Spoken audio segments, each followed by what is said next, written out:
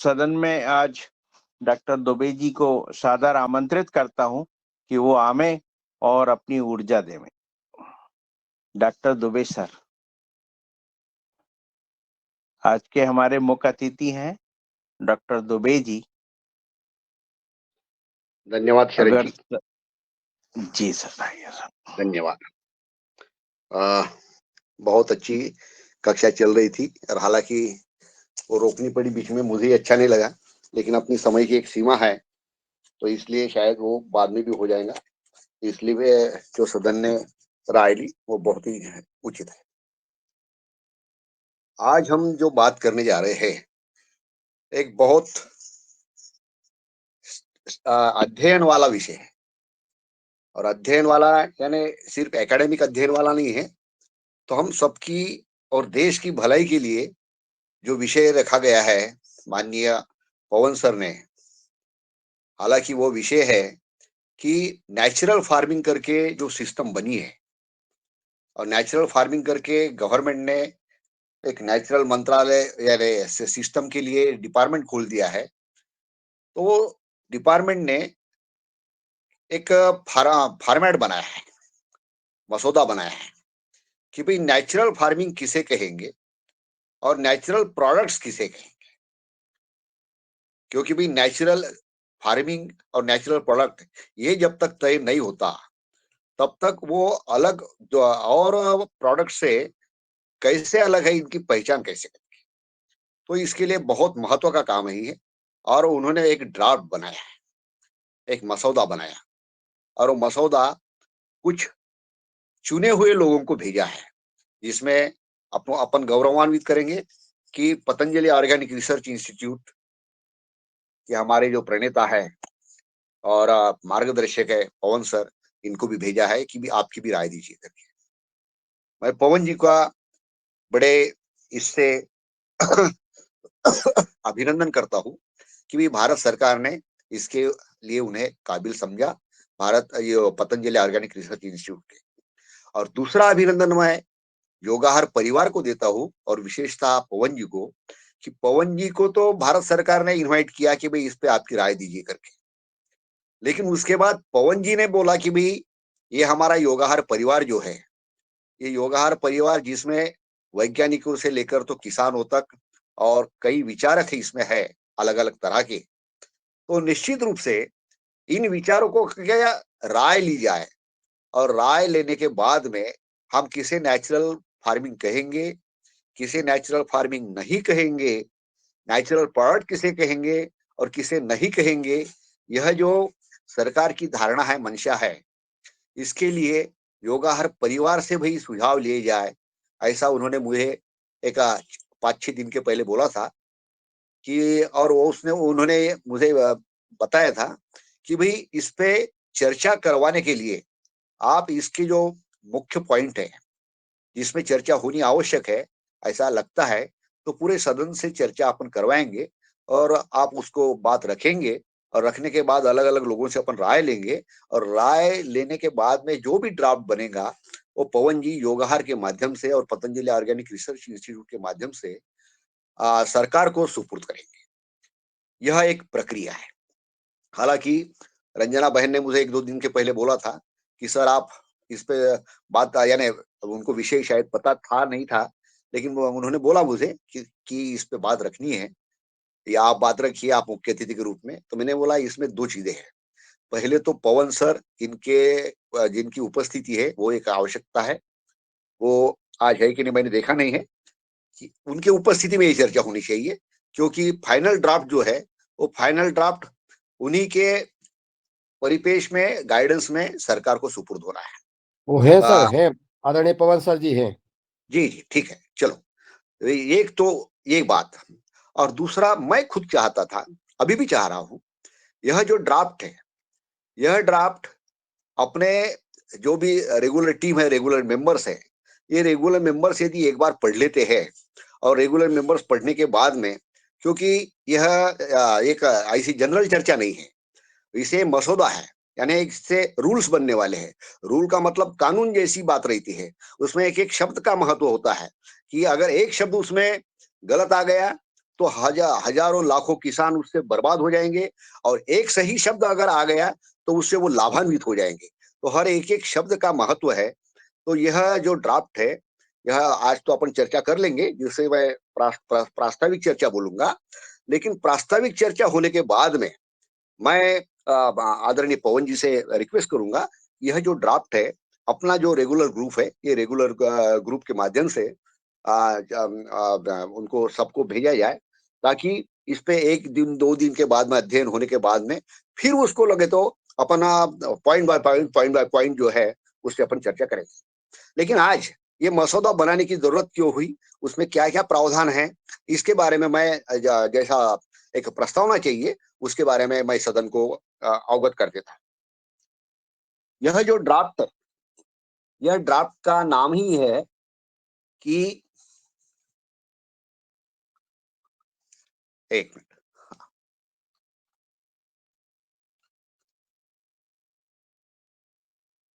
कृषि पद्धतियां और प्राकृतिक रूप से उत्पादित उत्पादों की लेबलिंग पर आवश्यकताएं, प्राकृतिक कृषि उत्पादन प्रणाली, जिसको अंग्रेजी में कहा है draft on Indian standard requirements on farming practices and labelling of naturally produced products, natural farming production system. और ये गवर्नमेंट ने बोला है कि ड्राफ्ट फॉर कमेंट्स ओनली। अभी इसके माध्यम से ऐसा ड्राफ्ट उन्होंने और भी संस्थाओं को भेजा होगा, और सबके जो सुझाव आएंगे उसके आधार पे ये जो ड्राफ्ट है ये फाइनल होना है, ये मसूदा फाइनल होना है। अब ये ड्राफ्ट में जो चीजें दी गई है, एक तो उसका स्कोप बताया है कि यह करने की जरूरत क्यों है, क्योंकि पूरे संसार में अभी लोग ऑर्गेनिक फार्मिंग और नेचुरल फार्मिंग की तरफ जा रहे हैं। तो निश्चित रूप से भाई हम नेचुरल किसे कहेंगे, नेचुरल फार्मिंग किसे कहेंगे और नेचुरल प्रोडक्ट किसे कहेंगे, ये तय होना, और वो भी भारतीय परिप्रेक्ष्य में। इसको बोला ही है कि भाई Indian standards of natural farming and Indian standards of natural production. तो हमारे भारत के मानक क्या है, ये भारतीय मानकों को तय करने के हिसाब से यह ड्राफ्ट जो बनाया जा रहा है। तो इसमें कहा गया है कि इसके मानक काय के किस किस चीजों से जुड़े रहेंगे। एक तो है प्रोडक्शन रिक्वायरमेंट्स, यानी हम जो उत्पाद करते हैं ये उत्पादों से जुड़ी हुई बात रहेगी। दूसरा सॉइल एंड फर्टिलिटी मैनेजमेंट, कि जमीन की उपज जो है उसका जो मैनेजमेंट है वो कैसे किया जाए, उससे जुड़ा रहेगा। न्यूट्रिएंट मैनेजमेंट, जमीन में क्या डालना है क्या नहीं डालना है इसके बारे में रहेगा। पेस्ट मैनेजमेंट, किसका छिड़काव करे, नियंत्रण कैसा करे, क्या करे, उसके बारे में रहेगा। कंटेमिनेशन कंट्रोल, मतलब उसमें अलग अलग प्रकार के जो कंटेमिनेशन है जिसको अपन भेसल बोलते हैं, तो वो नहीं होना चाहिए, उसके बारे में कंट्रोल कैसे किया जाए उससे जुड़ा रहेगा। सॉइल वाटर कंजर्वेशन, कि जमीन में जो पानी आता है वो पानी नेचुरल किसको कहेंगे किसको नहीं कहेंगे, उस तरह से उसके भी बारे में ये ड्राफ्ट का मददगार होगा। प्रोसेसिंग एंड हैंडलिंग, कि प्रोसेसिंग और हैंडलिंग जो होता, हम प्रोसेस करते प्रोडक्ट को, यानी जो भी अपना हार्वेस्ट करता, हार्वेस्ट के बाद में प्रोसेसिंग होता, ग्रेडिंग होता, तो इसके लिए भी हैंडलिंग करने में क्या क्या सावधानियां लेनी पड़ेंगी, कैसी लेनी पड़ेंगी, उसके स्टोरेज में कैसे लेने पड़ेंगे। जैसा फॉर एग्जांपल अब स्टोरेज तो हजारों क्विंटल्स का होता है, लेकिन वहां पे आमतौर पर फ्यूमिगेशन किया जाता है, इसमें बोला गया है कि फ्यूमिगेशन अलाउड नहीं है। तो एक उदाहरण के तौर पर बोलूंगा, तो इस तरह से अलग अलग क्या हो जाता है। अब ट्रांसपोर्टेशन सिस्टम है, वाहन सिस्टम है, तो उसके लिए क्या मानक होंगे ये भी तय किया जाएगा। साथ ही साथ लाइव स्टॉक मैनेजमेंट, जो पशु पैदाश होती है या उनकी देखभाल होती है उसके बारे में रहेगा, कि नेचुरल तरीके उसके लिए कैसे हमको अपनाने पड़ेंगे, और उसी को हम नेचुरल पशु पैदाश बोलेंगे या उनके जो प्रोडक्ट बोलेंगे इसके बारे में। और साथ ही साथ इनके बाद में जो कहा गया है कि हम लेबलिंग रिक्वायरमेंट क्या करेंगे, जो प्रोडक्ट्स उससे बनेंगे तो उसका लेबल कैसा होगा, और किस तरह से वो उसकी प्रोसेस होगी नेचुरल फार्मिंग क्रॉप प्रोडक्शन की, और उसके पैकेजिंग की, ट्रांसपोर्ट की, और फाइनल प्रोडक्ट किस तरह से वो मार्केट में आएंगे या कंज्यूमर्स को आएंगे, तो ये बहुत ही महत्वपूर्ण विषय है। और जिसके बारे में नेचुरल फार्मिंग के जो पैरामीटर्स या मानक बोलते हैं, वो मानक तय करने का एक अच्छा काम, अच्छी पहल भारत सरकार ने ली है। और जैसा कि हम बोलते हैं कि डेमोक्रेसी वाली कंट्री है हमारी, तो लोगों से सुझाव लेना, संगठनों से सुझाव लेना, यह जो कार्य प्रणाली है वह उसी के तहत ये सुझाव ले जा रहे हैं। और वह फिर से तहे दिल से जो थैंक्स देता हूं मैं पवन सर को कि उन्होंने योगाहार मंच के हम सभी लोगों को यह मौका दिया है कि हम भी अपनी इसमें राय रखें। ये जो स्टैंडर्ड्स है, मानक है, ये agriculture, horticulture, medicinal plants, herbal plants, agro forestry यानी जिसको वन खेती बोलते हैं हम, उससे भी जुड़े हुए रहेंगे। और जैसा कि पशु पैदाश और मछली पालन, मधुमक्खी पालन और उनके प्रोडक्ट्स, यानी खेती का ऐसा एक भी क्षेत्र उन्होंने छोड़ा नहीं है। और भी इसमें जुड़े जाएंगे। ये तो अब एक पहला मसौदा है कि खेती से जुड़े हुए जितने भी क्षेत्र है, उन सभी क्षेत्रों को इसमें सम्मिलित किया गया है। ये पहला उसका पार्ट है। दूसरा पार्ट उन्होंने जो दिया है कि अलग अलग प्रकार की डेफिनेशन, जिसको व्याख्याएं बोलते हैं, कि ये मसौदे में हमेशा व्याख्याएं आती है कि किसे हम कहेंगे किसे नहीं कहेंगे, क्योंकि जैसे मैंने शुरू में बोला, ये कानून की प्रक्रिया है। तो कानून और नियम बनाने में एक एक शब्द का महत्व होता है। तो इन्होंने अलग अलग प्रकार के शब्द दिए हैं। तो उनसे व्याख्याओं को मैं पढ़ूंगा नहीं, जैसा मैंने अभी बोला कि ये सभी, ये पूरा ड्राफ्ट ही हमारे जो रेगुलर मेंबर्स है ग्रुप के, उस पर डाला जाएगा। और जो अध्ययन करना चाहते हो निश्चित अध्ययन करें। मैं तो बोलूंगा कि सभी लोगों ने इसके लिए थोड़ा समय निकालना चाहिए, क्योंकि उसमें एक गलती हो गई तो फिर एक बार फाइनल होने के बाद में हम उसमें बदलाव नहीं कर सकते। और एक अच्छा शब्द डाल दिया तो हमेशा के लिए हमारा भी और लाखों करोड़ों किसानों का भी भला होगा। तो इसलिए उस नजरिए से यहाँ पे व्याख्या दी है, मैं पढ़ूंगा नहीं, लेकिन इसमें जो भी खेती से जुड़े हुए और सिर्फ मैं उसमें से कुछ शब्द पढ़ दूंगा। एपेटाइजर है, एंटीबायोटिक्स है, बायो इनपुट रिसोर्सेस है, बफर जोन किसको कहेंगे, इसके सर्टिफिकेट प्रमाणीकरण की प्रक्रिया कैसे होगी, केमिकल फर्टिलाइजर किसको कहा जाता है, कन्वेंशनल फार्मिंग किसको कहते हैं, कन्वर्शन क्या होता है, कन्वर्शन पीरियड कितना रहेगा, कंपोस्टिंग, कंप्लायंस, कवर क्रॉप किसको कहेंगे, क्रॉप रोटेशन और farm unit, green manure, habitat, habitat मतलब जहाँ पे हम खेती करते हैं वहां से जो चीजें, ह्यूमस किसे कहेंगे, ingredient, intercropping, labelling, live stock, ये मल्चिंग, मल्टीपल क्रॉपिंग हमारे परिचित शब्द है, लेकिन उसकी व्याख्या बनाई गई है। और इन व्याख्याओं के माध्यम से फिर वो कानून बनेगा, मसौदा बनेगा। और इसमें निहित जो व्याख्या रहेंगी, उसी व्याख्या के तहत उसका फिर भविष्य में जहाँ पे भी प्रॉब्लम आएगा तो भाई उसका तय होगा कि भाई मसौदे में व्याख्या क्या है। भला ही हम समझो कि किसी भी कह देंगे, तो वैसा नहीं होता।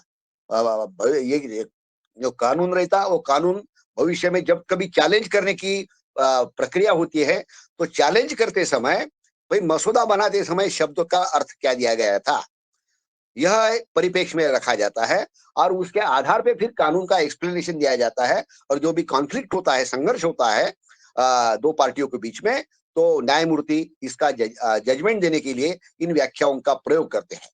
वैसा ही मल्टी लेयर्ड फार्मिंग, मोनोक्रॉपिंग, एकल क्रॉप जिसको बोलते हैं, ऐसा करते करते उसमें अलग व्याख्या है। एक व्याख्या का मैं यहाँ पे संदर्भ देता हूँ ताकि सबको थोड़ा उसका ध्यान आ जाए। अब इन्होंने एक नेचुरल फार्मिंग की व्याख्या की। सभी व्याख्याएं करते करते नेचुरल फार्मिंग की एक व्याख्या उन्होंने की है कि उसमें बोला है कि मैं अंग्रेजी है थोड़ी सी मैं पढ़ देता, बाद में हिंदी बोलता। An agriculture production system which mainly emphasizes on use of locally available on farm traditional inputs, integrated system with good agronomic practices that encourage coexistence, soil health, ecology, natural cycles, natural microflora and fauna, diversity, production density, good production management system. इसमें मुझे एक शब्द की आपत्ति आ गई। व्याख्या तो है, अपने को जिस नजरिया से देखना है, इसलिए मैं सिर्फ एक एग्जांपल दे रहा। क्या है, बाकी का जो पार्ट है वो उसमें कोई आपत्ति नहीं है।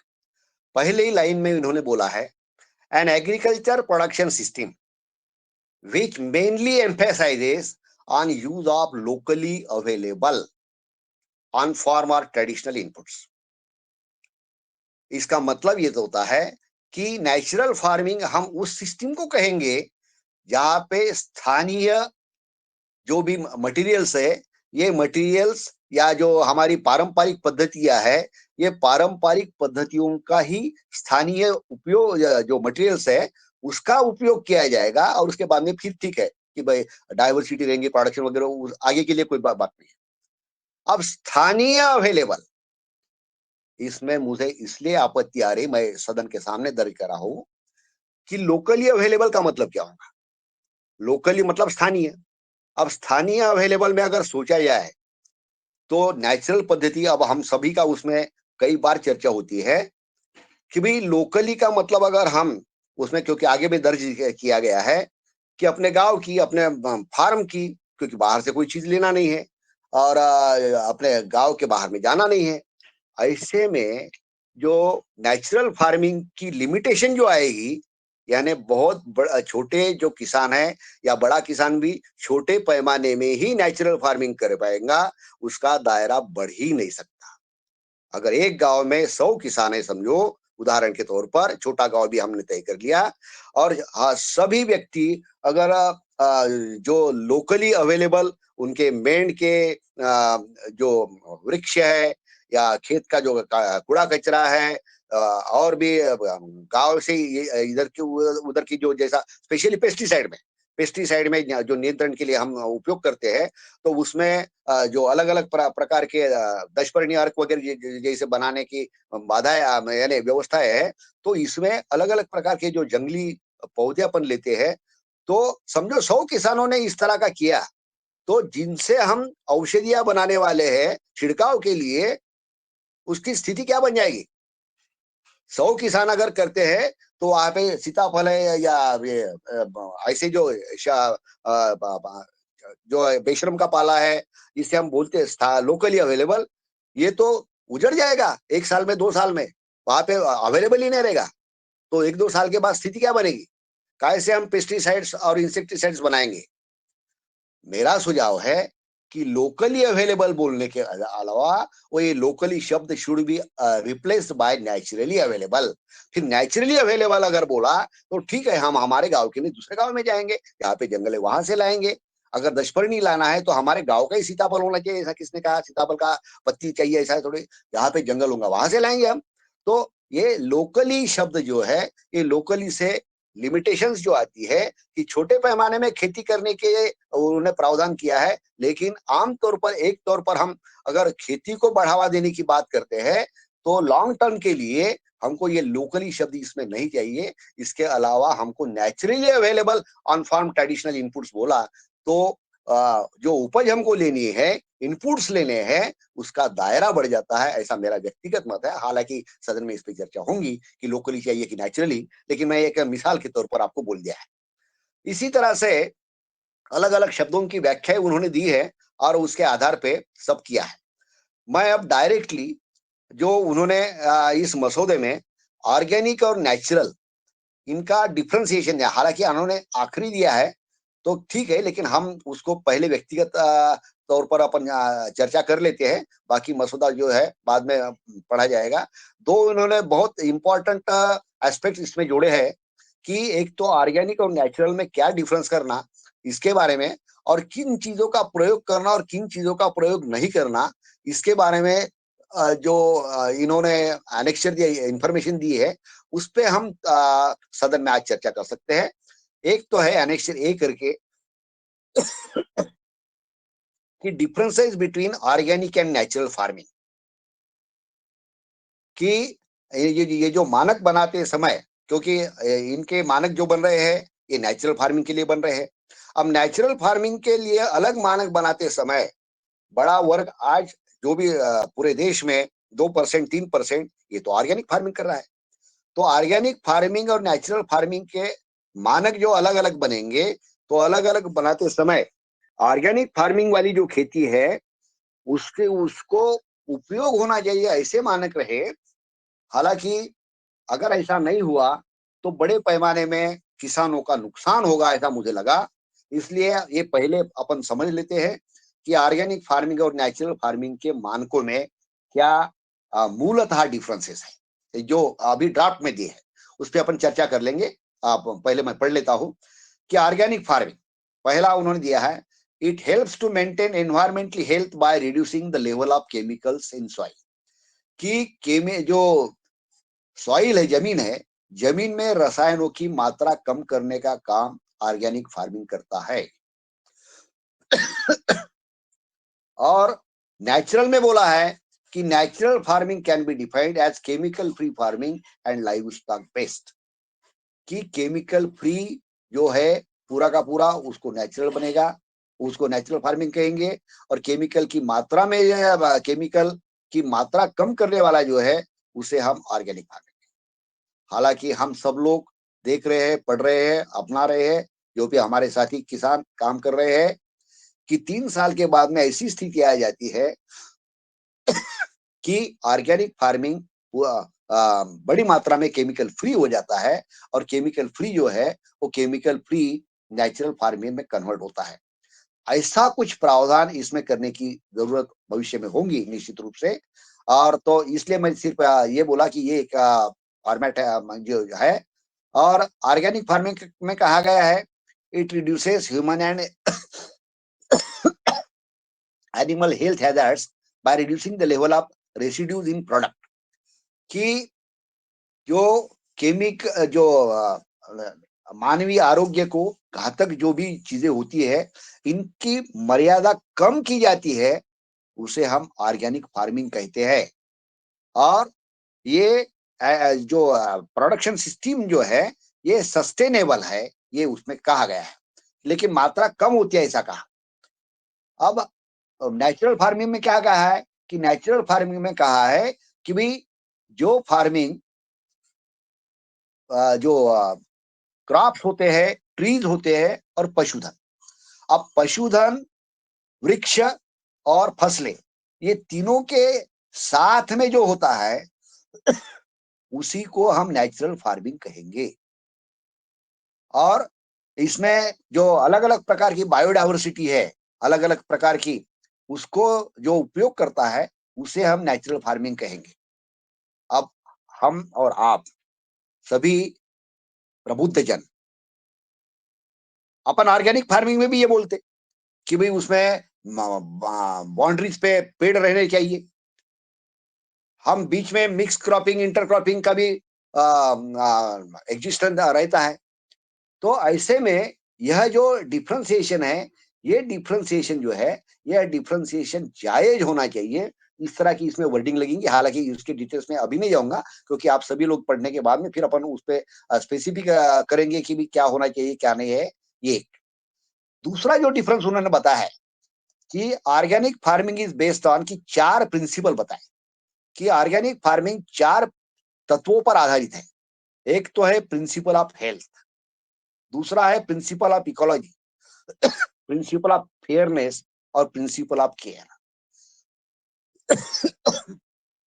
पहला जो है कि principle of health.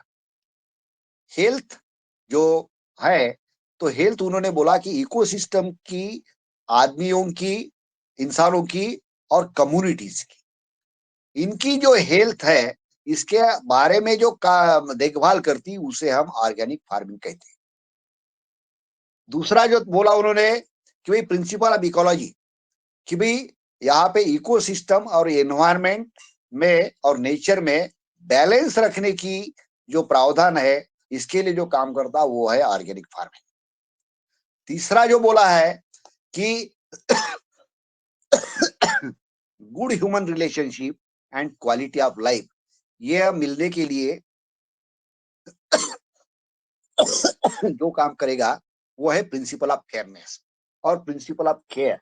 Principle of care का मतलब कि भाई किसी का भी विनाश न हो, सब अपने अपने तरह से, चाहे नेचर में हो, खाने वाले हो, पकाने वाले हो, जो पंछी पंछी रहेंगे, पशु पक्षी रहेंगे, वो सभी अपने अपने तरह से नेचर में रह सकेंगे। इस तरह से जो केयरिंग वाली बात होती है, ये अभी नेचुरल ऑर्गेनिक फार्मिंग करता है।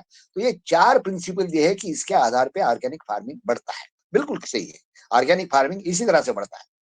अब नेचुरल फार्मिंग में क्या बोला उन्होंने कि recycling of naturally available nutrients in fields, कि जो भी है वहां पे, चाहे पे एग्रो वेस्ट होगा या मल्चिंग होगा, तो इसको रिसाइकलिंग किया जाता है। तो रिसाइकलिंग जो करते हैं वो नेचुरल फार्मिंग वाले करते हैं। फिर बात यही आ रही, फिर ऑर्गेनिक फार्मिंग वाले भी तो ये करते। मल्चिंग क्या, हम सभी लोग, हमारे सभी किसान मल्चिंग यूज करते हैं। एग्रो वेस्ट जो है उसको डिकम्पोजर के माध्यम से या और भी जो विधियां होती है या सॉइल में डालने का, उसको कंपोस्ट करने का, इसके माध्यम से रिसाइकलिंग जो होती है वो तो ऑर्गेनिक फार्मिंग में भी होती है। फिर इसको स्पेसिफिक नेचुरल फार्मिंग में डाल दिया, ऑर्गेनिक से इसको डिफरेंशिएशन कर दिया। Recycling on farm generated biomass, कि खेत में जो भी कूड़ा कचरा या फसलों के अवशेष जो होते हैं, उसमें जो जनरेशन होता, उसको उसका उपयोग करना, इसको इन्होंने नेचुरल फार्मिंग कहा। फिर वही बात कि ये सब भी तो ऑर्गेनिक फार्मिंग में भी किया जाता है। तीसरी चीज, use of on farm develop and refined practices based on plant, animal and microbial source as raw materials.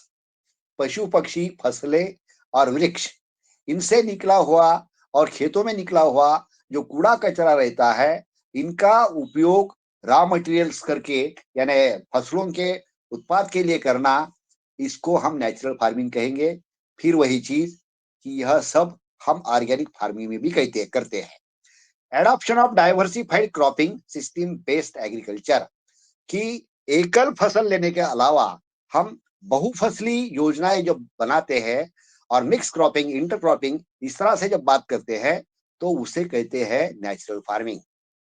मेरे प्रबुद्ध मित्रों, आप सबने देखा होगा कि यह जो डिफरेंस किया गया है कि ऑर्गेनिक अलग, ऑर्गेनिक में प्रिंसिपल बताया है और नेचुरल में प्रैक्टिसेस बताई। यह, मैं तो भाई ऐसा है, मैं तो विज्ञान का छात्र हूं, इस तरह से डिफरेंस होता ही नहीं है। डिफरेंस करना है तो आपको ऑर्गेनिक के 4 प्रिंसिपल बताए, तो नेचुरल के 4 प्रिंसिपल या 3 प्रिंसिपल जो भी होते हो प्रिंसिपल बताना था। आपने प्रिंसिपल नहीं बताया, आपने ऑर्गेनिक में प्रिंसिपल बताया और नेचुरल में पद्धति बताई। ऐसा डिफरेंशिएशन होता ही नहीं है। अगर डिफरेंशिएशन करना है तो ऑर्गेनिक के और नेचुरल के प्रिंसिपल में डिफरेंशिएट करो, और पद्धति क्या करना है तो आप ऑर्गेनिक के और नेचुरल की पद्धतियों में डिफरेंस करो। वैसा डिफरेंस करोगे तो ही सही मानक बनेगा, वरना यह जो है इसको फिर से रिवाइज करने की जरूरत है, ऐसा मेरा व्यक्तिगत मत है।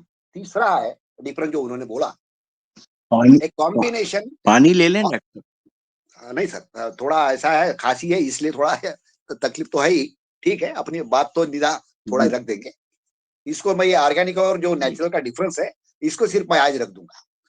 एक कॉम्बिनेशन ऑफ बहुत ऑर्गेनिक अच्छा। Farming, a combination of organic farming and improved sludge, biochar with organic fertilizer, biofertilizers, organic minerals is of utmost importance in organic farming.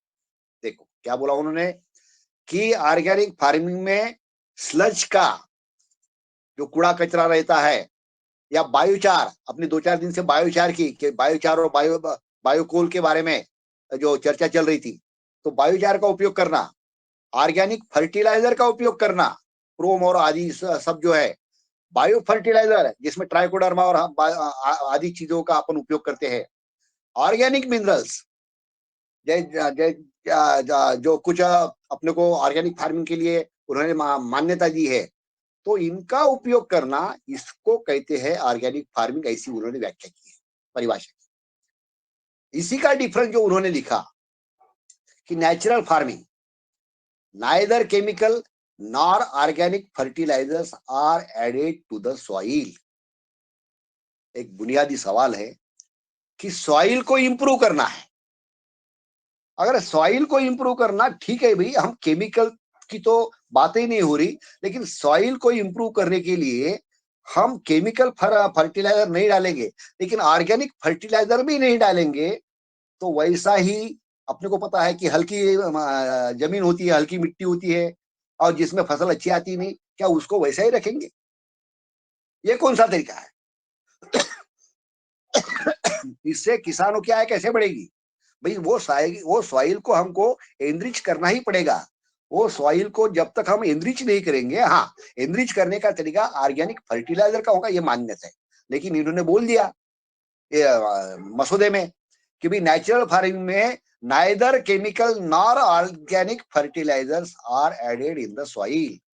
क्या करेंगे हम? वैसे ही एक एकड़ में आधा क्विंटल गेहूं लेते रहेंगे, 10 किलो सोयाबीन निकालते रहेंगे भाई? उसे एनरिच करना पड़ेगा, ऑर्गेनिक फर्टिलाइजर जो है उसमें जोड़ने ही पड़ेंगे।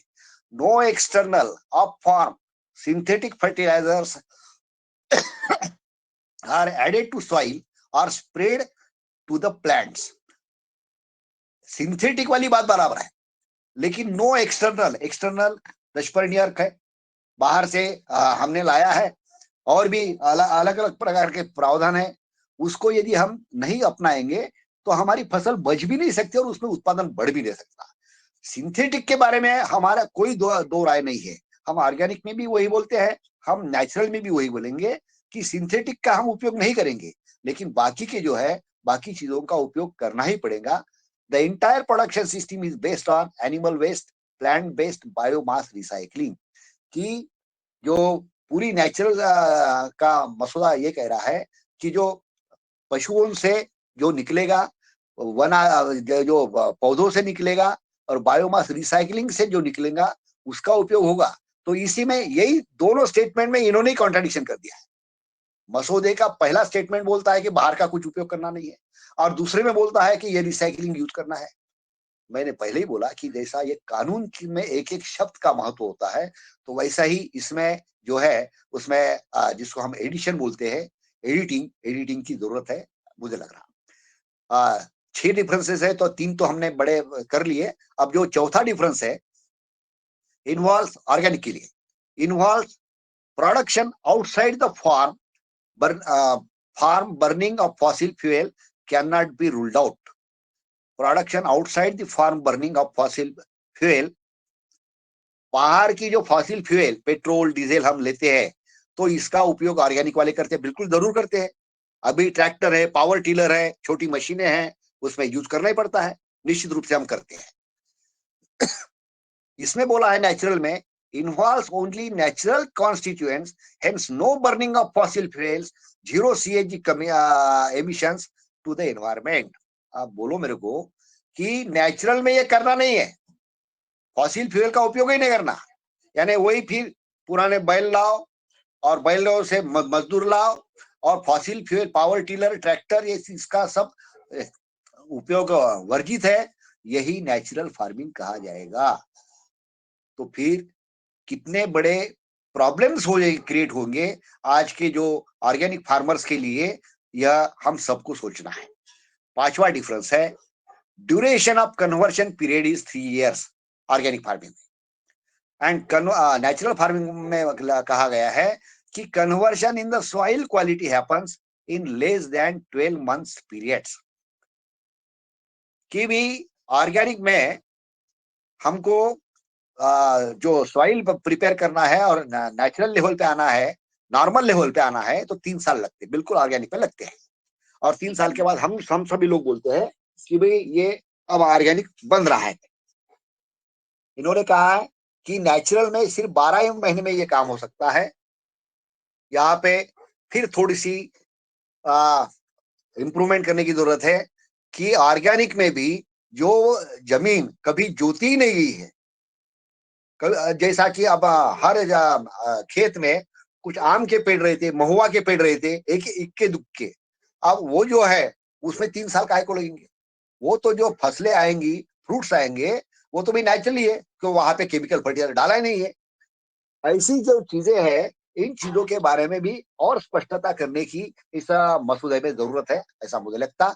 और तो वो भी ऐसे जो क्रॉप्स है कि जो जमीनें जिस जमीन में कभी फर्टिलाइजर डाला ही नहीं गया, तो ऐसे जमीन में भी 3 साल रुकने की जरूरत नहीं है। इन्होंने 3 साल लगते हैं ऐसा बोल के वो स्टेटमेंट खत्म कर दिया।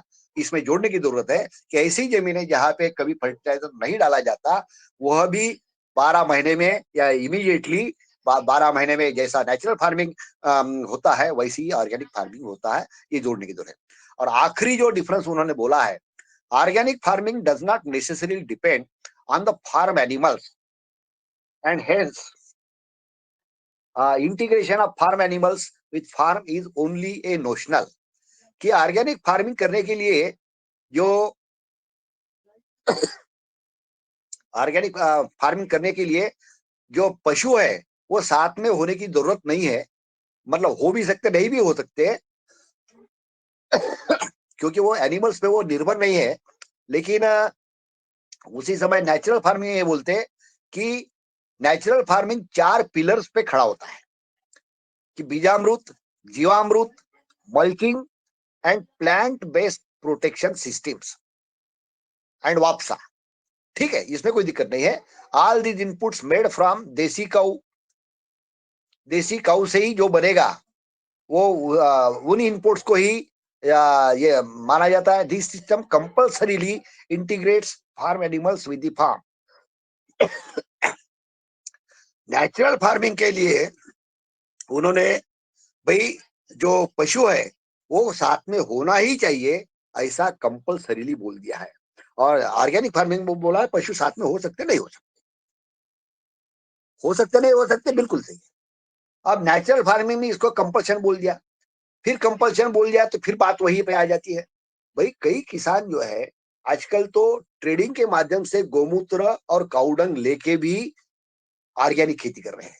हालांकि उनकी संख्या कम होगी, हम ऐसा नहीं बोलते, या पशु अपने साथ में नहीं रखना चाहिए, ऐसी भी बात नहीं है। लेकिन अगर वही बाजू में गौशाला है तो गौशाला के बाजू वाला किसान यही सोचेगा आसानी से मैं गौशाला से अगर गोमूत्र और भाई गोबर ला सकता हूं तो मैं, मेरे पास पशु नहीं भी रहे तो भी मैं खेती कर सकता हूं। ये सोच में गलत क्या है? ये सोच में कोई गलत नहीं। तो ऐसे किसानों का कि भाई जो आज बाजू में जो गौशालाएं होंगी या पशु पैदाश केंद्र होंगे या और कोई व्यवस्था होंगी जो पशु से अगर हम गोमूत्र गोबर ला सकते हैं, तो ऐसी व्यवस्थाओं को भी इसमें निर्धारण चाहिए, वो होना चाहिए, ऐसा हमें लगता है। और भी इसमें क्या 4 छोटे छोटे प्रावधान है, वो भी उसको भी पढ़ लेते ताकि ये जो डिफरेंसेस वाला पार्ट है इसको अपन पूरा कर लेंगे।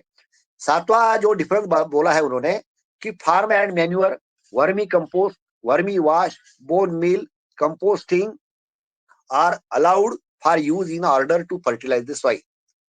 कि जो फार्म एंड मैन्यूअर मतलब गोबर खाद, vermi compost, vermi wash, bone meal हड्डियों का जो खाद बनता है, और कंपोस्टिंग, यह सभी ऑर्गेनिक ऑर्गेनिक फार्मिंग में आप उपयोग कर सकते हैं।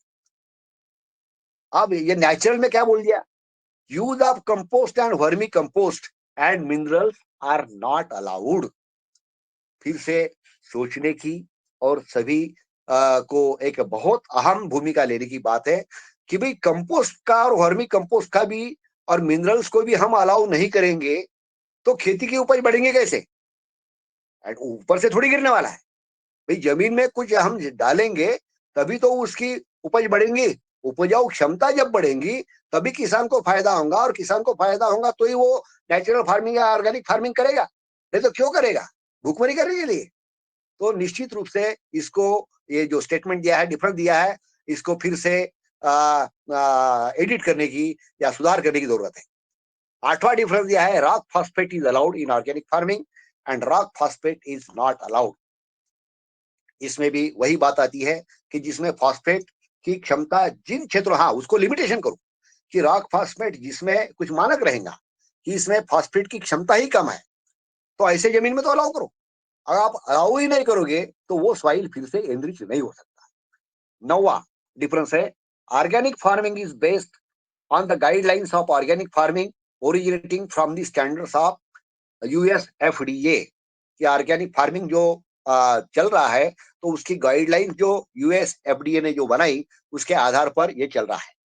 नेचुरल फार्मिंग में बोला है उन्होंने, natural farming is based on indigenous technical knowledge originating from a treatise called Vrikshayurveda science of plant life. मेरे दृष्टि से गलत स्टेटमेंट इसलिए मैंने वृक्षायुर्वेद के भी अध्ययन किया है।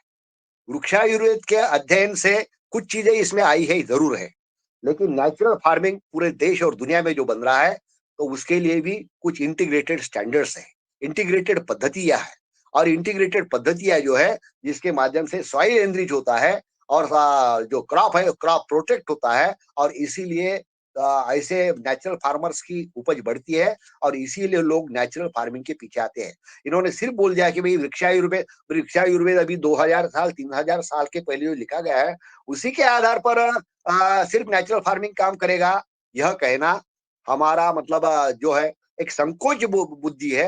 वृक्षायुर्वेद का फायदा जरूर है, वृक्षायुर्वेद के प्रिंसिपल की आँच लेना वो भी जरूरत है, लेकिन उसी के साथ साथ बाकी के दूसरे जो पहलू है वो दूसरे पहलुओं का भी इसमें समावेश आवश्यक है।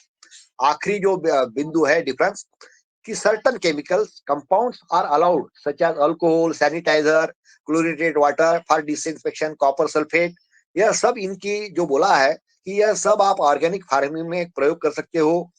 और जो अलग अलग जो स्प्रेइंग फार्म मशीनरी जो है, फार्म मशीनरी का उपयोग कर सकते हो।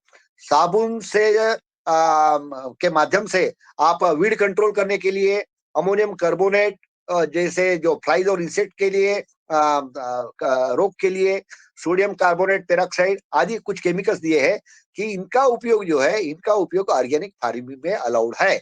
Boric acid for pest control आदि कुछ दिया है कि ये ऑर्गेनिक फार्मिंग में अलाउड है।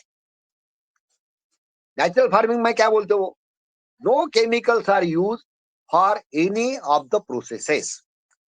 The process use animal waste such as cow urine and cow dung for soil fertilization, seed treatment and for enhancing growth with Jivamrut, Bijamrut, Panchagavya respectively, and plant protection. Astras made by leaves of plants such as neem, custard apple, pomegranate आदि जो बोला है कि हाँ यह सब allowed है, लेकिन किसी भी प्रकार का जो केमिकल है वो केमिकल इसमें अलाउड नहीं रहेगा।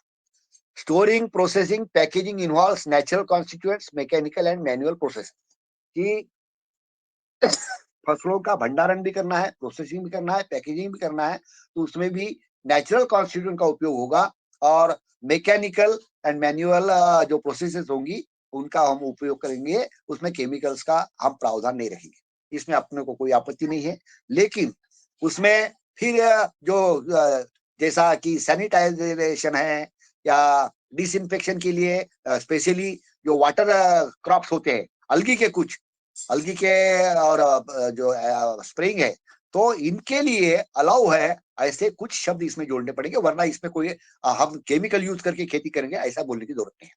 मित्रों, यह मैंने इसलिए बोल दिया कि हमारा ग्रुप जो है वो ऑर्गेनिक फार्मिंग में काम करने वाला ग्रुप है, तो निश्चित रूप से हम सबका जो अनुभव है वो अनुभव के आधार पे और जो मानक मैंने पढ़े कि भाई ऑर्गेनिक और नेचुरल में क्या डिफरेंसेस जो मसूदे में दिए हैं, हालांकि ये मसूदा फाइनल नहीं है और सरकार ने अपने को उसमें सुधार के लिए ही भेजा है, तो इसके लिए तो अब मैं भारत सरकार को या उनका मंत्रालय होगा उनको थैंक्स दूंगा।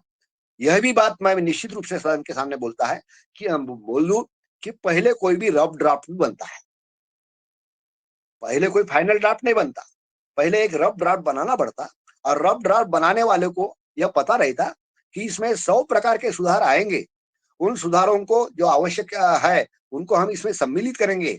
इसलिए ये मसूदा गलत बनाया ऐसा बोलने का मेरा कोई भी नजरिया नहीं है, ना आपके मन में आए। ये एक रफ ड्राफ्ट है, ये रफ ड्राफ्ट है, इसीलिए सुधार करने के क्या क्या तरीके हो सकते हैं, क्या क्या बिंदु हो सकते हैं, उनके बारे में मैंने आपको अवगत किया। आप भी इसको पढ़ेंगे, सोचेंगे और इसके आधार पे ये जो फाइनल ड्राफ्ट बनाने में हम पवन जी के माध्यम से भारत सरकार की निश्चित रूप से मदद करेंगे। तो ये एक एनेक्सचर था, इसको मैंने क्योंकि हम सबसे वो जुड़ा हुआ था, इसको पढ़ा बाकी इसकी जो चर्चा है आगे भी हम जैसा आप सबको एक अध्ययन होने के बाद में फिर 3-4 दिन के बाद में लगे तो अपन करेंगे। इन शब्दों के साथ में मैं मेरे वाणी को विराम करता हूँ और फिर से यह मौका पवन जी के माध्यम से हम सब योगाहार परिवार को दिया और पवन जी ने निश्चित रूप से योगाहार परिवार का सम्मान बढ़ा है, तो मैं उनके प्रति कृतज्ञता व्यक्त करके मेरे इस वाणी को विराम करता हूँ। धन्यवाद। आज डॉक्टर दुबे जी ने बहुत अच्छा चित्रण किया है कि कैसे अपन लोग एक नेचुरल खेती और एक परंपरागत खेती और ऑर्गेनिक खेती, ये सारी चीजें जो है उनमें कैसे अंतर होगा और क्या अंतर है और कहाँ कहाँ ये दुविधा आ रही है, कहाँ परेशानियां आ रही हैं, इसका बहुत अच्छा चित्रण किया है। मैं पवन सर को बुलाता हूँ, पवन सर जी आए और इस पे कमेंट। जी, धन्यवाद शरद जी। और बहुत सुंदर आज की डॉक्टर दुबे ने बहुत सुंदर तरीके से ये जो ड्राफ्ट गाइडलाइंस आई हैं, जिसमें प्राकृतिक और जैविक खेती को की जो भिन्नताएं हैं उसको भी स्पष्ट रूप से बताया है और उस पर भी जो ड्राफ्ट भारत सरकार ने मांगे हैं, इस पर हम साथ मिलकर के अभी आने वाले समय पर हम और चिंतन करेंगे। हमारे और भी साथी इसमें जुड़ेंगे और उनके साथ मिलकर के हम इस मसौदे में क्या सुझाव दे सकते हैं, उसके ऊपर हम चर्चा करने के बाद योगाहार परिवार की तरफ से इसको भारत सरकार को प्रेषित करने का ऐसा मेरे मन में सोच है। ऐसा मैंने सोचा है और सब साथ मिलके जिससे इसको एक रूप दिया जा सके और अपने सुझाव जो दिए जाएंगे उसमें से जो भी मान्यता होगी उसको आगे माना जाएगा। और लेकिन उसका उपयोगिता हमें ये देखनी है कि ये जो मसौदा है उससे क्या उपयोगिता हमारे किसानों के लिए, क्या इससे कुछ सहूलियतें मिल सकती हैं, एक तो नंबर वन अपनी समझ बनाने में और दूसरा कार्य करने पर। जब हम कार्य करेंगे तो इसका निश्चित रूप से इस तरह की जो पद्धतियां हैं उसको हमें सहूलियत होनी चाहिए, हमें आसानी से उसको करने में मदद मिलनी चाहिए। कोई ऐसी चीज अगर होती है जो कि कठिन हो और वो जबरदस्ती रखी जाए तो उसका भी फिर फायदा नहीं है। तो हम इसको प्रैक्टिकल तरीके से इसका पुनः विश्लेषण करने का प्रयास करेंगे और मेरा अनुरोध रहेगा डॉक्टर दुबे से कि इस गाइडलाइंस की जो आई है इसको ग्रुप में भी आप डाल दें और उसके ऊपर अपना कुछ कमेंट्स भी लिख लें, जिससे इसके ऊपर हम सब लोग इसको अच्छी तरह से पढ़ लें और पढ़ने के बाद इस पर चर्चा करने के बाद फिर हम योगाहार कार्यक्रम में और भी साथियों के साथ इसमें हमारे केवीके के भी और वैज्ञानिक और बाकी वैज्ञानिक को भी अगर हम जोड़ लेते हैं तो सबके एक सम्मिलित सुझाव इसमें आ सकते हैं।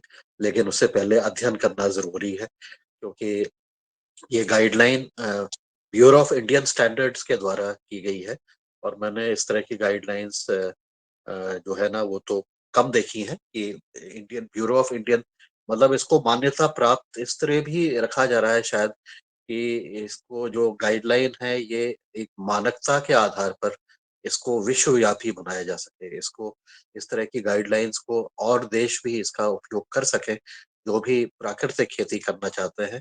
और धीरे धीरे आने वाले समय पर मुझे लगता है कि जो केमिकल से लोग पहले धीरे धीरे पहले हम जैविक खेती की तरफ परिवर्तित हुए और अब धीरे धीरे जैविक खेती से हम प्राकृतिक खेती की तरफ भी परिवर्तित हो रहे हैं। तो एक ये क्रम निरंतर चला जा रहा है। कोई भी किसान अगर वो केमिकल खेती कर रहा है तो एक दिन में वो प्राकृतिक खेती में पूर्ण रूप से परिवर्तित होने में उसको जरा कठिनाई यह रहेगी कि उसको अपनी व्यवस्थाएं बनानी पड़ेगी।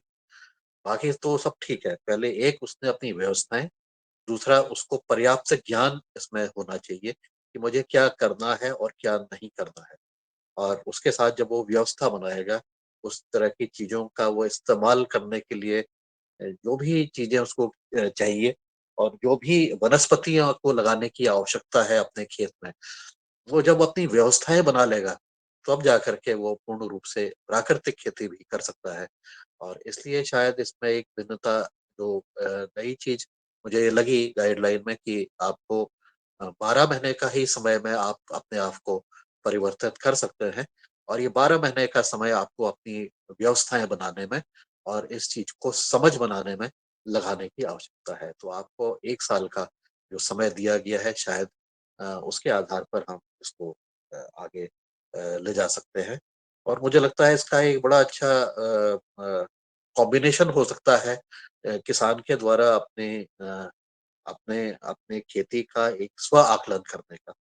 वो स्व आकलन का जो कार्य था, वो जब मैं नर्मदापुरम आया था तो मैंने एक वो रेटिंग शीट रमेशन मेहरा जी के साथ को दी है, उन्होंने भी शायद उसका इस्तेमाल किया है। तो किसान को अपना आकलन स्वयं करना चाहिए, अपनी खेती का आकलन करना चाहिए कि मुझे क्या मैंने किया है और मैं क्या कर रहा हूँ और क्या नहीं कर पा रहा हूँ।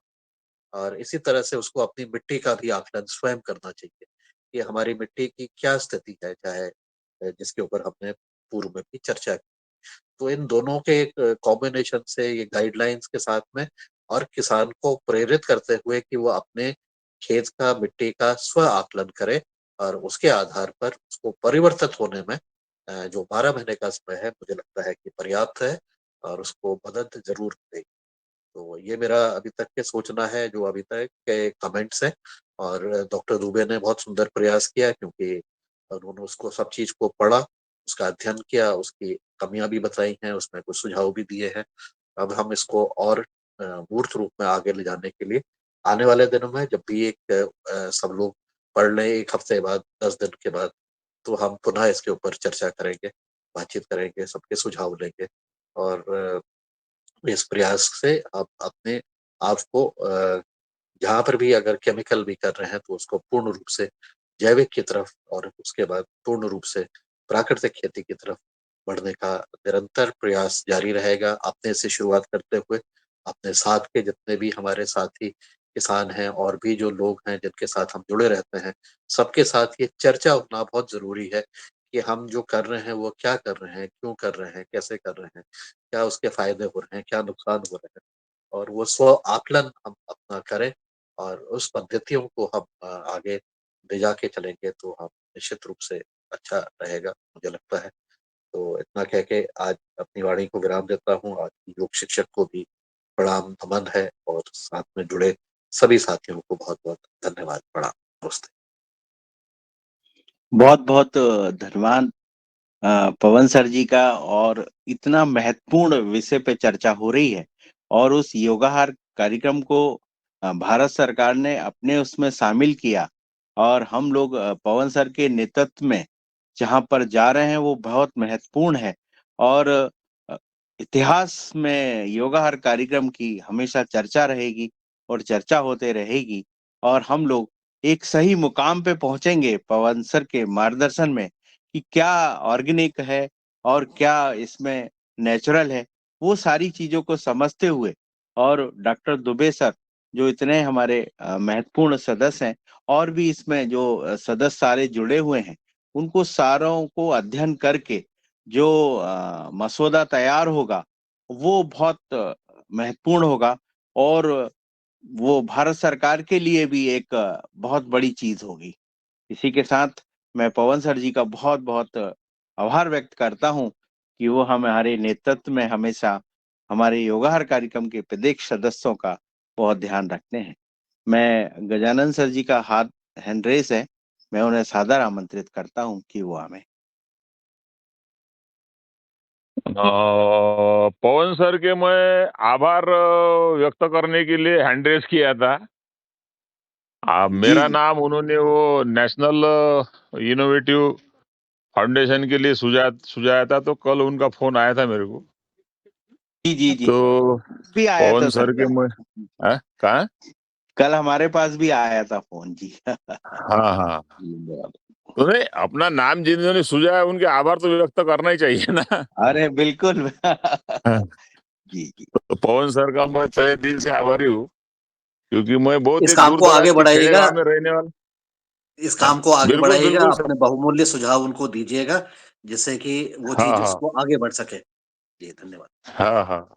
और ये अभी जो अपना ये नैसर्गिक फार्मिंग पे चला था प्रोग्राम, तो हमारा ये ऑलरेडी 18 से पंजाब राव जैविक देश,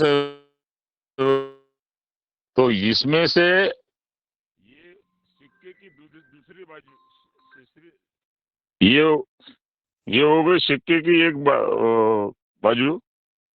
दूसरी बाजू से हम भली भांति मतलब भुक्तभोगी है उसके, उसमें क्या क्या त्रुटियां है। तो एक आध बार अगर मौका मिला तो इसमें क्या सुझाव रखना चाहिए, और मिशन को, ये नैसर्गिक खेती के जो मिशन गवर्नमेंट ने भी किया है उसको कैसा बढ़ाना चाहिए, इसके पास इनके मेरे पास में कुछ सुझाव और कुछ पद्धतियां है, तो मैं एक आध बार सदन में अगर मौका मिला तो बताना चाहूंगा। धन्यवाद। बहुत अच्छा, बहुत अच्छा। गजानन सर, आप अपना मसूदा बना के रखें और आपको बिल्कुल मौका दिया जाएगा कि आप सदन में अपनी ऊर्जा देवें। अब मैं मुनीलाल सर जी को बुलाता हूं कि वो आवें और अपने। जी धन्यवाद आदरणीय शरद जी। और आज ये हमारे चीफ गेस्ट महोदय आदरणीय डॉक्टर किशोर दुबे जी ने जिन बिंदुओं पर विस्तार से चर्चा की है, और वह बिंदु सुनकर के, क्योंकि वो बिंदु अगर हम पुनः रिपीट करेंगे तो समय लगेगा, समय कम है। मैं धन्यवाद देना चाहता हूँ डॉक्टर किशोर दुबे जी के अध्ययन को, कि उन्होंने कितनी बारीकी से जो लोकलिटी और अन्य बिंदुओं पर चर्चा की है, उस पर सदन पे हम सब चर्चा करेंगे। बहुत महत्वपूर्ण विषय है, और आदरणीय पवन कुमार जी को मैं धन्यवाद क्या दूंगा। हमारा युगाहर परिवार के जैसा हम सब कहते हैं कि वो कहाँ लेके पहुंच गए हैं युगाहर परिवार को, युगाहर कार्यक्रम को भारत सरकार में, और इतना महत्वपूर्ण कार्यक्रम बन गया है। ऐसा सोचा ही नहीं था, ये सोचा था कि हम योग करेंगे, चर्चाएं करेंगे, लेकिन आज युगाहर परिवार, युगाहर कार्यक्रम एक जो दिशा दे रहा है किसानों के कल्याण के लिए, इस देश के कल्याण के लिए, तो मैं धन्यवाद देता हूं आदरणीय अपने नेतृत्व को। और जैसा आदरणीय गजानन पवार साहब ने बोला है, मुझे भी कॉल आया था हैदराबाद से, मैंने कहा था कि चूंकि बहुत महत्वपूर्ण विषय पे अपना मार्गदर्शन, सुझाव और वो देंगे, तो सभी लोगों के पास जो कॉल आ रहे हैं, ये सब आदरणीय पवन जी का आभार, धन्यवाद देते हैं। और आगे हम सब लोग इस युगाहर परिवार में, युगाहर कार्यक्रम में जो भी विषय पे चर्चा होती है, उस विषय पे गंभीरता से हम चिंतन करें और आगे इस कार्यक्रम को ले जाएं। और इसी के लिए मैंने बस आपका बहुत बहुत शादिबाद। मैं रमेश दादू जी को सादर आमंत्रित करता हूं कि वो आवे और अपनी बात रखें। जी ओम, सदन को नमन। आज की योग कक्षा बहुत अच्छी रही, और आज जो चर्चा चल रही है ये बहुत गंभीर चर्चा है, और इससे किसानों का अच्छा और बुरा दोनों चीज़ें निर्धारित होने वाली है भविष्य में। तो इस पर बहुत ही गंभीरता से सोचने विचारने की बात है। अभी हम जब ट्राइकोडर्मा के संबंध में जब चर्चा कर रहे थे, तो हमें डॉक्टर चौहान जी ने ये बताया था कि यदि हम अभी से भी इसको सुधारने का प्रयास करते हैं तो हमें 20 साल लगेंगे, आज से यदि हम प्रयास करते हैं मिट्टी को सुधारने के लिए। तो ये जो चीज़ें हैं कि जिस तरह से हमारी मिट्टी जो में पेस्टिसाइड और जो रासायनिक खाद गया है, बीडीसाइड गया है, इसके प्रभाव तो बहुत दिन तक रहते हैं, ऐसा उन्होंने हमें अपनी एक मीटिंग में बताया था। तो और ये जो चीज़ें हो रही है कि ऑर्गेनिक और प्राकृतिक में जो भेद किया जा रहा है, ये भेद जो है, जैसे कि आदरणीय दुबे जी ने जो बताया है, ये भेद भी जो है इस तरह से इसको कम से कम करना चाहिए, मिनिमाइज करना चाहिए, तब ये ज़्यादा सफल होगा। अन्यथा ऐसा लगता है कि ये तो समझ नहीं आ रही बात कि कितने छोटेपन में, मतलब हमको जब गाय बैल, मतलब बैल के साथ ही खेती करना है तो कैसे संभव है, ये थोड़ी सोचने की बात है। और योगाहार के माध्यम से, जैसा कि आदरणीय पवन सर ने अभी बताया कि मुझे एक प्रश्नावली दी गई थी, उस प्रश्नावली के आधार पर जब मैंने महिलाओं से चर्चा की थी उस प्रशिक्षण के समय में, तो निश्चित रूप से जब वो नंबरिंग आए, तो नंबरिंग जब कम आए तो सब एक चिंता में पड़ गए कि वास्तव में ये हो क्या रहा है। तो इस तरह से यदि हम अपना स्वमूल्यांकन करते हैं, अपनी भूमि का स्वमूल्यांकन करते हैं, तो निश्चित रूप से जो है उस पर चिंतन होता है, और कम से कम उस तरफ लोगों का ध्यान आकर्षित होता है। बस मैं इतना ही कह रहा हूँ। जी ओम। धन्यवाद सर। जी ओम। बहुत अच्छा, बहुत अच्छा। और दादू, इसी प्रकार बहुत गहन अध्ययन करना है। मैं इसी के साथ विनोद भट्ट सर जी को बुलाता हूँ कि वो इस विषय में अपनी बात रखें।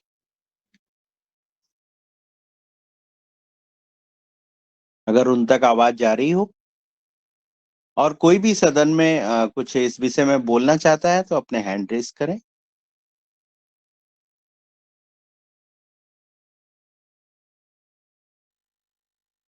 बहुत अच्छी आज की चर्चा रही। आज का जो योग रहा वो बहुत बरेली से ठाकुर साहब ने कराए थे योग। और आज के योग में उन्होंने एक एक योग की जो विस्तृत चर्चा करी, उस योग का कैसे इफेक्ट होता है वो बहुत महत्वपूर्ण था। और हमारी रंजना बहन जी जो संचालन करती हैं और ढूंढ के लाती हैं, उनका भी बहुत आभार है कि वो इतने विशिष्ट योगाहार योग करने वाले और हमारे जो सदन है, सदन को एक नई ऊर्जा देती हैं। मुनीलाल सर हमारे हमेशा इस सदन के मार्गदर्शक हैं। और वो आ, एक टीम बना के कैसे आ, हम लोगों को पवन सर के हाथ मजबूत करते हुए और डॉक्टर दुबे सर जी की बातों को ध्यान में रखते हुए जो एक तैयार होगा, वो भारत सरकार के लिए और हम अपने लिए भी बहुत ज्यादा उपयोगी होगा। और मैं इस सदन में आभार व्यक्त करना चाहता हूं। अगर कोई हैंड रेज ना करे तो फिर मैं आभार व्यक्त कर दूं। जी जी। जी संतोष राजपूत जी को बुला लीजिए। और हाँ, अभी मैनपाल जी का हैंड रेस है और फिर आभार अच्छा कर अच्छा। लेंगे। जी जी जी। तो मैं जी को बुलाता हूँ कि वो आवे और अपनी बात रखें। जी ओम जी भाई साहब, सभी को प्रणाम। आज मुझे फिर से सौभाग्य प्राप्त हुआ है इस कक्षा में जुड़ने का, और पहले कई बार मैं जुड़ा हूँ।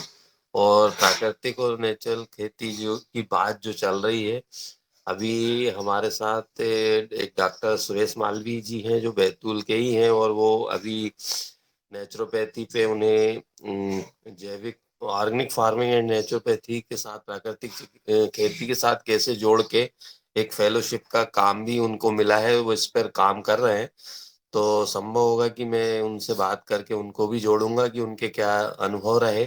पुणे में अभी वो उनकी फेलोशिप लगभग कंप्लीट हो गई है, तो उनके भी अपन अनुभव लेंगे। और आदरणीय मुन्नी लाल जी और आदरणीय मेहरा जी, जिन्होंने हमें प्रेरित किया समय समय पर, कई बार आपका मार्गदर्शन मिला, जिससे हमने जो हम जन अभियान परिषद के माध्यम से घोड़ा डोंगरी ब्लॉक में काम कर रहे हैं, तो हमने भी छोटी छोटी नर्सरियां लगाई हैं, लोगों को प्रेरित कर रहे हैं जैविक खेती के लिए। और छोटी छोटी वाटिकाएं बनाकर जो खुद की दिनचर्या में सब्जी का उपयोग कैसे वाटिका बनाकर किया जाता है, उसमें टोटल 100% हमने 70 वाटिकाएं छोटी छोटी तैयार करी हैं, जो 70 परिवारों में, जो छोटे छोटे परिवार हैं ट्राइबल्स के, वो लोग अपना उपयोग उन्हीं सब्जी भाजी से करते हैं। एक छोटी वाटिकाएं बनाई है हमने। तो इस तरह के प्रयोग हम आदरणीय भाई साहब के मार्गदर्शन में लेते रहते हैं। और समय समय पर हमें एक्सपोजर जो विजिट मिली देखने को, जो इटारसी में एक बहुत बड़ा कार्यक्रम हुआ था, उससे भी लोगों ने बहुत कुछ सीखा है, हमें भी उससे बहुत कुछ सीखने को मिला है। तो इस तरह के जो एक अनुभव जो मिला है हमें, उसके लिए और पतंजलि पूरे परिवार के लिए, रिसर्च ऑर्गेनाइजेशन के लिए बहुत बहुत धन्यवाद कि उन्होंने एक ऐतिहासिक काम जो भारत में हो रहा है उसकी नींव वो बने हैं। बहुत बहुत धन्यवाद। बहुत बढ़िया संतोष भैया, जो आप पुरुषार्थ कर रहे हैं उसको भी बहुत नमन। और जिस ढंग से आप लोग इतने छोटी छोटी वाटिका बनाकर और जो पोषण का काम कर रहे हैं, वो भी बहुत सराहनीय है। और आप समय समय पे हमें ऊर्जा देते रहते हैं। और इस सदन में अच्छे से अच्छे मुख्य अतिथि लाने के लिए आप जो कोशिश करते हैं, उसके लिए बहुत बहुत आपको आभार। मैं इसी के साथ मणिपाल सर जी को बुलाता हूँ कि वो आवे।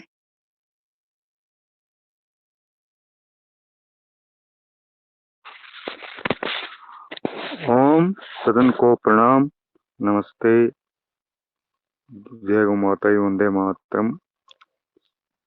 तो आज की जो चर्चा चल रही है जैविक खेती पे बहुत ही अच्छी चर्चा चल रही है। दुबे सर ने बताया जैविक खेती, ऑर्गेनिक खेती और प्राकृतिक खेती, तीनों में अंतर तो है।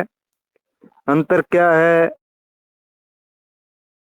को जैविक खेती करते हैं वो कंपनी के प्रोडक्ट ही यूज करते हैं खेत में। भाई क्या बनाना है, कंपनी बना रही है और उनसे खरीद के ने अपने खेत में डाल देंगे, तो वो ऑर्गेनिक खेती हो गई। और प्राकृतिक खेती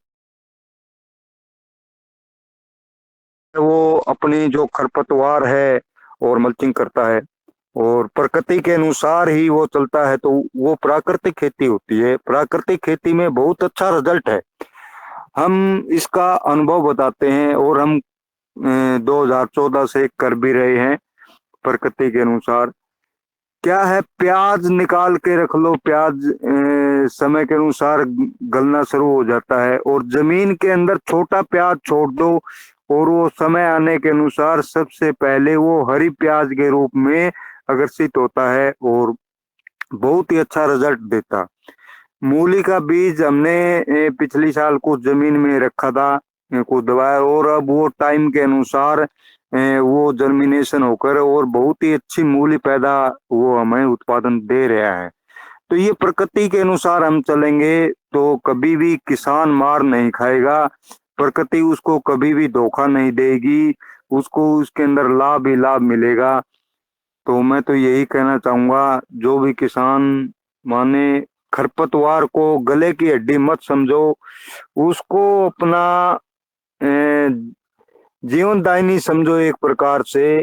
क्यों, जो खरपतवार होगी वो जमीन को अपने ढके रखेगी, गर्मियों में ठंड से ठंडी रखेगी, सर्दियों में गर्म रखेगी और हमें बहुत अच्छा लाभ देगी। हमें हमारे जो सूक्ष्म जीवाणु है वे सुरक्षित रहेंगे और हमारे कार्य में वे लगे रहेंगे।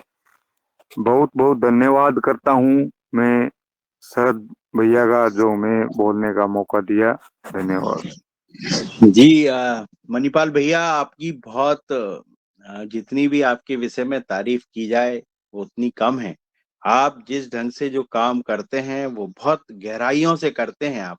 और जो गौ माता का आपने जो झंडा ऊंचा करके रखा है, हम उस झंडे के नीचे चलने के लिए हमेशा तैयार रहते हैं। और आप हमेशा इसी प्रकार हमारे सदन में ऊर्जा देते रहें। और आपकी आप जिस दिशा में जो कार्य करते हैं उसका बहुत अच्छा आपका अनुभव रहता है। किसी के साथ अगर कोई सदस्य कुछ बोलना चाहता है तो वो सादर आमंत्रित है। शरद शरद भैया जी, हमारे केवीके के अंदर अब कृषि मेला था, उसके अंदर हम 200 किसानों जो भ्रमित किसान से उनका हमने पर्दाफाश किया है। जो कह रहे थे हम बोला जैविक खेती करते हैं, बहुत बढ़िया, बहुत बढ़िया,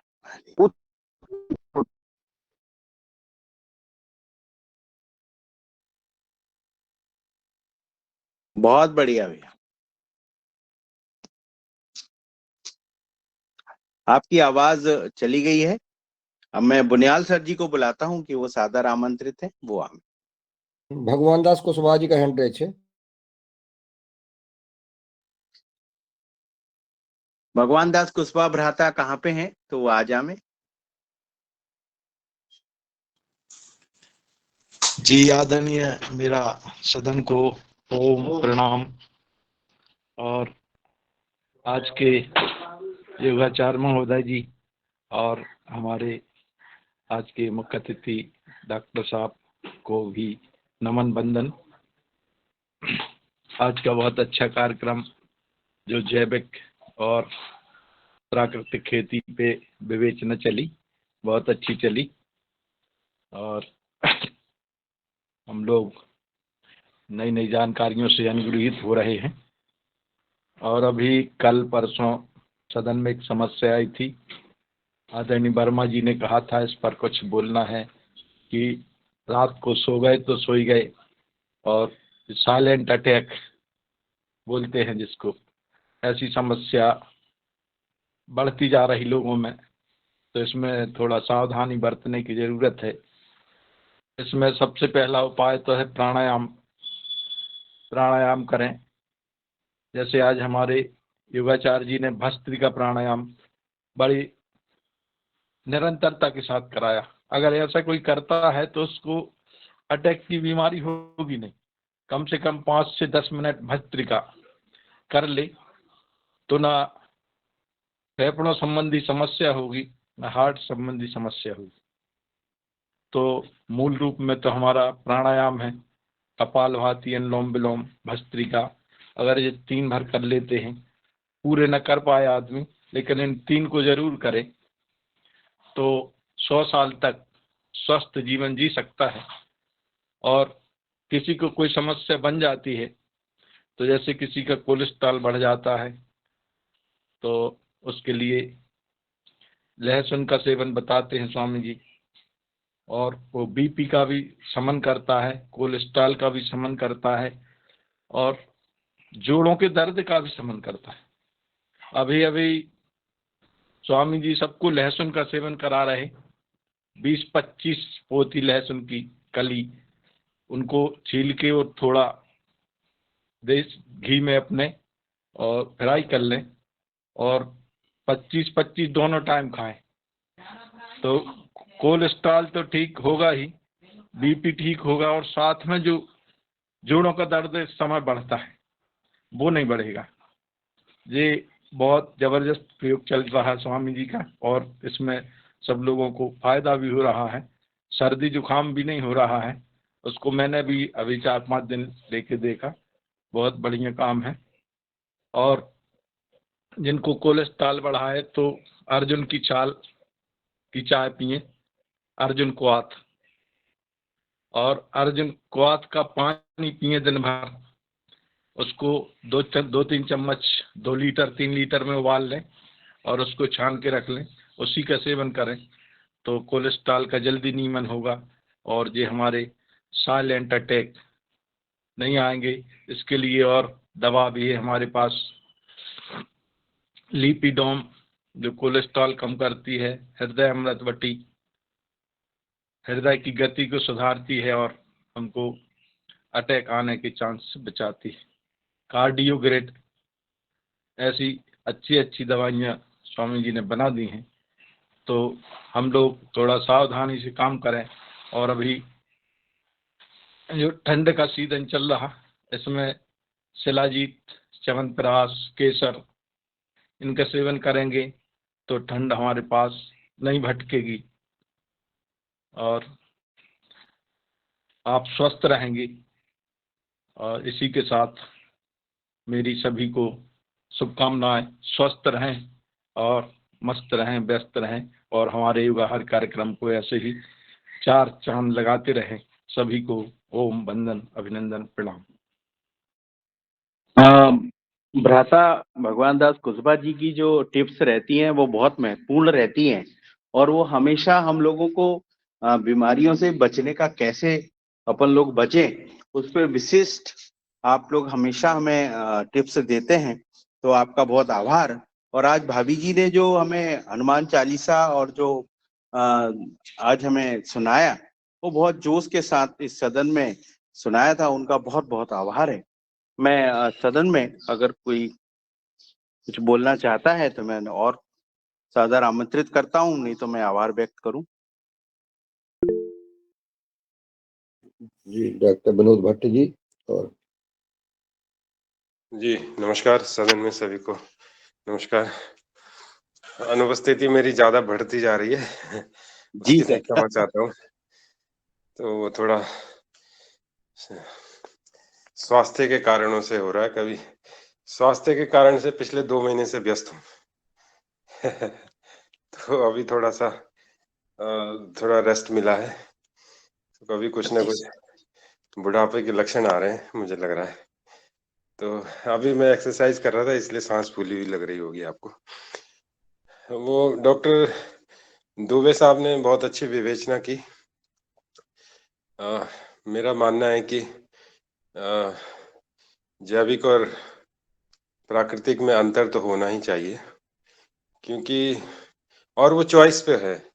ये ऐसा नहीं कि फोर्स किया जा रहा है कि आप ऐसा करेंगे, ये चॉइस पे है। तो ये किसान हमेशा ही अपनी चॉइस से काम करता है। अब वो अलग बात, जो जो बाजारी प्रभाव है, सर आवाज नहीं आ रही। वो कोई आवाज कम कॉल आ आ रही गया था, वो जी कोई कॉल आ गया था।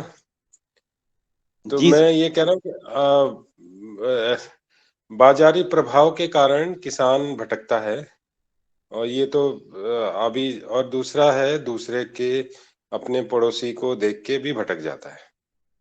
उसको अगर उसको दिखा कि मेरे पड़ोसी ने खेती में इतना सारा केमिकल डाला, उसका अच्छा हो गया, लेकिन वही अगर किसान अगर वो ऑर्गेनिक में या फिर प्राकृतिक में बदल जाता है, तो फिर वो भी उसको सोचने में मजबूर हो जाता है। तो इसमें प्रिंसिपल्स में मैंने सरसरी निगाह से देखा था, इसमें थोड़ा बहुत गुंजाइश है, लेकिन क्लियर कट मुझे लगता है कि काफी क्लैरिटी उन्होंने ले आए हैं इसमें। थोड़ा बहुत है कहीं पे और थोड़ा मुझे अध्ययन करना पड़ेगा। मैंने सरसरी निगाह से देखा था, तो सरसरी निगाह से देखने में मुझे बहुत ज़्यादा दिक्कत नहीं लगी। लेकिन हाँ, इसमें क्योंकि कोई भी प्रोसेस जो है और ये एक्चुअली जो ये ज़्यादा मुझे लगता है कि ये जो हमारी जो पुरानी पद्धति की खेती है वही है इसमें। तो उसमें पुरानी पद्धति में किसी भी तरह का बायो फर्टिलाइजर इस्तेमाल नहीं होता था, किसी भी तरह का जो है केंचुए की खाद इस्तेमाल नहीं होती थी। और इसमें ऐसा नहीं कि अगर केंचुए खेत में हो गए तो उनको फेंक देना है। मुझे ऐसा नहीं लगता कि अगर वो नेचुरल तरीके से अगर केंचुए बढ़ रहे हैं, और जो बायो फर्टिलाइजर है वो इनडायरेक्ट रूप से इस्तेमाल किया जा रहा है, यानी कि गोबर को आप घन जीवामृत बना के या फिर उसको जो है दूसरे तरीके से आप उसको डाल रहे हैं, तो वो कहीं ना कहीं से जो है वो हमारे खेत के क्योंकि उसमें मिट्टी भी है, खेत की मिट्टी भी है, तो उसके जो जीवाणु हैं वो मल्टीप्लाई हो रहे हैं, और मल्टीप्लाई हो करके वो बेसिकली है तो बायो फर्टिलाइजर। अब आप उसको बायो फर्टिलाइजर नहीं कहना चाहते तो मत कहें, लेकिन इसका मतलब ये नहीं हो जाएगा कि हम जो है उसको इस्तेमाल नहीं कर रहे हैं।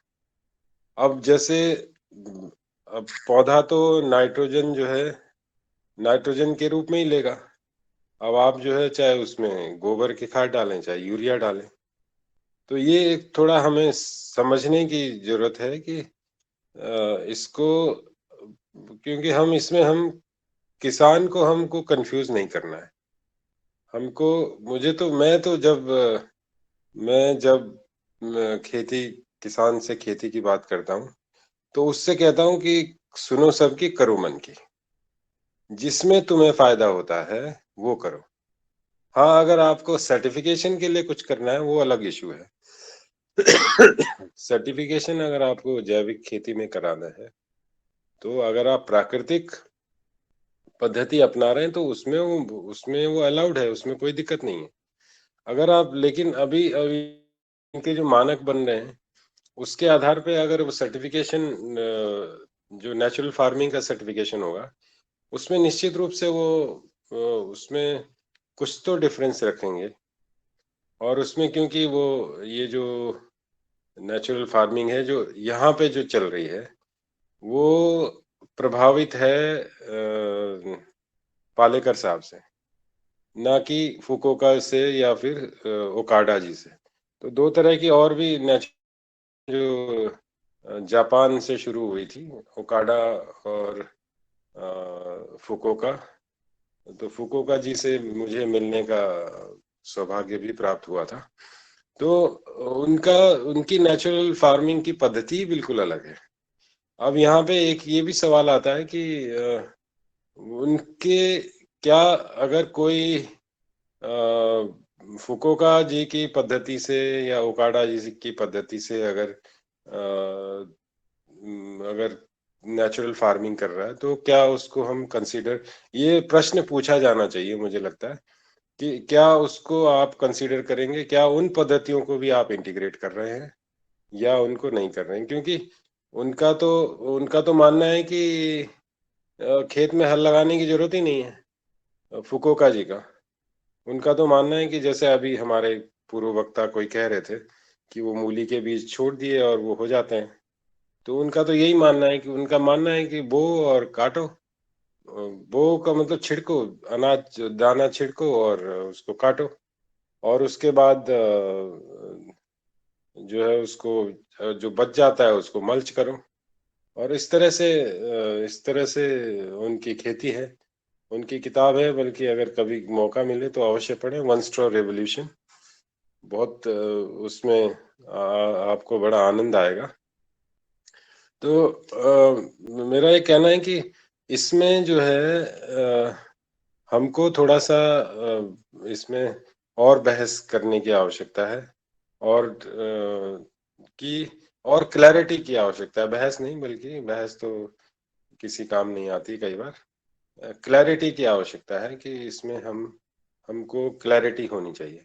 और हाँ, दूसरा निश्चित रूप से ये किसान की चॉइस होनी चाहिए कि वो जैविक करना चाहता है या वो, क्योंकि आज का जो जैविक खेती है, मॉडर्न ऑर्गेनिक फार्मिंग जो है, उसमें कई सारी चीजें हैं जो कि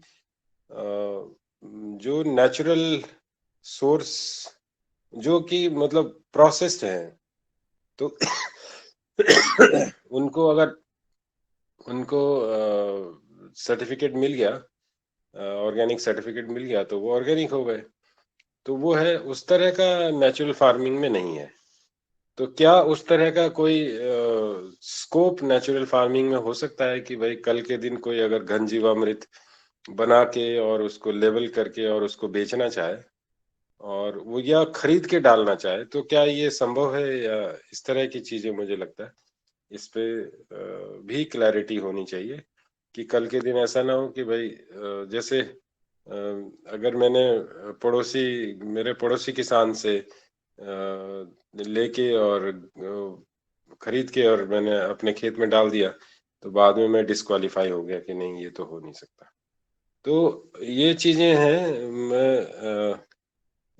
मुझे लगता है कि इसमें हमें थोड़ा सा डिस्कशन की आवश्यकता है, और एक बार अच्छे से उसको समझने की आवश्यकता है, जो उन्होंने प्रिंसिपल्स या जो प्रैक्टिसेस बेसिकली जो उन्होंने उसमें लिखी है। धन्यवाद, नमस्कार। बहुत बहुत सर, आपका बहुत आभार। मनोज सर ने बहुत महत्वपूर्ण चीज पे चर्चा करी है, और ये इस मसौदा के इस पेपर को जो तैयार करने में जो आवश्यक पड़ेगी, वो विनोद सर जी के जो तत्व हैं उन्होंने बताए हैं, उनकी बहुत उपयोगिता रहेगी। सदन का काफी समय हो गया है। अगर प्रणाली बहन जी कुछ बोलना चाह रही थी, वो बोलें। तो सभी को ही देर हुई है। सदन को सादर प्रणाम वंदन। आज जिस यूनिक विषय पर चर्चा चल रही है, वो सभी सदस्यों के लिए उत्तम टॉनिक है, और इससे जो अमृत मंथन होगा, वो हमारे भारत माँ के लिए आगे ले जाने में नींव की पत्थर साबित होगा। ऐसा विचार मेरे मन में आया। आदरणीय नेतृत्व हमारा पवन जी, उनका विचार भी ऐसा होगा, इससे अच्छा नवनीत निर्माण हो, यही उनका विचार होगा। आदरणीय भगवान दास जी, जिन्होंने मुझे कोलेस्ट्रॉल के लिए जो उपचार बताया, उसके लिए बहुत बहुत धन्यवाद। आदरणीय डॉक्टर दुबे जी, जिन्होंने इस ड्राफ्ट बहुत ही आदर्श रूप में सदन के सामने मार्गदर्शित किया। आदरणीय पवन जी हमें एक आदर्श क्लास की परिकल्पना को अच्छी रूप से अवगत कराते हैं। धन्यवाद, ओम प्रणाम, यही मुझे बोलना था। प्रणाम जी, आपको बहुत बहुत प्रणव जी, बहुत बहुत नमन। एक मात्र शक्ति आपके रूप में आप हमेशा हमारे सदन में रहती हैं, और आपकी ऊर्जा हमेशा इस सदन को मिलते रहती है। इसी के साथ समय पूरा हो गया है। मैं चाहूंगा कि मैं आभार व्यक्त करूं। जी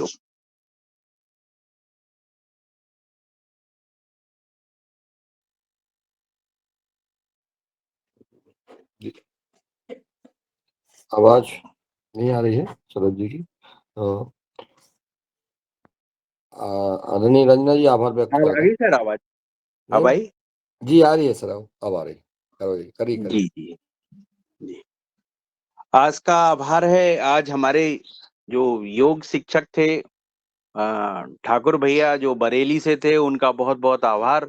उन्होंने बहुत ऊर्जा के साथ आज हमें योग कराया। और आज हमारे मुख्य अतिथि डॉक्टर दुबे जी ने जो एक कुशल रूप से जो रखा है, तो उनका बहुत बहुत आभार है। हर बिंदु पे उन्होंने प्रकाश डाला, उस पे कहाँ कैसे प्राकृतिक खेती और ऑर्गेनिक खेती में क्या अंतर है, ये चीजों को समझाया। और इसमें अभी भी कुछ ऐसे हैं जिन पे चर्चा होनी चाहिए और उसी के बाद ये तैयार होगा। मैं उनका बहुत बहुत सह दिल से इस योगाहार कार्यक्रम की तरफ से उनका आभार व्यक्त करता हूँ। मैं संचालन करने वाली हमारी सॉरी मैं प्राणी बहन जी का बहुत आभार करता हूँ।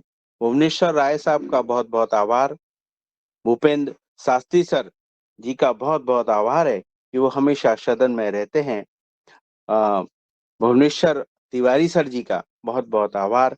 बैनी सिंह भैया का बहुत बहुत आभार। डॉक्टर किशोर दुबे सर का आज बहुत बहुत आभार है। गजानन पवार साहब का बहुत बहुत आभार। कृष्ण कुमार जी का बहुत बहुत आभार। मैं मणिपाल भैया का बहुत बहुत आभार करता हूँ।